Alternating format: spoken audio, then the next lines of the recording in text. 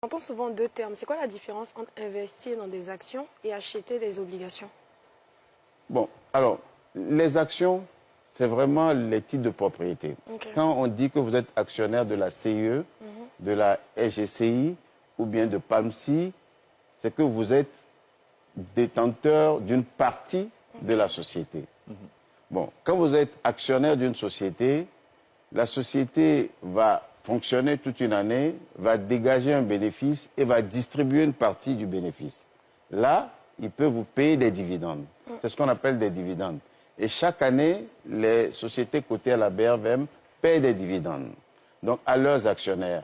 Que l'actionnaire soit le plus gros, qu'il ait 80%, ou que vous ayez 1% ou 0,01, chacun a droit à un montant de dividendes par action. Proportionnel. Proportionnel. À ce qu'il investit. Et ce n'est pas parce que vous êtes petit actionnaire que vous allez avoir moins comparé aux plus gros actionnaires. Chacun a un montant par action. Donc plus vous avez d'actions, plus vous allez avoir de dividendes.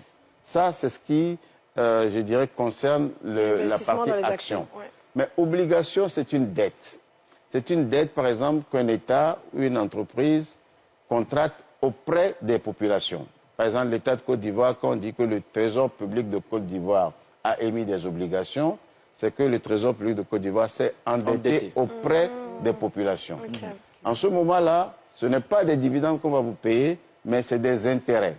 Et l'État vous dit en avance quel est le taux de rémunération des obligations.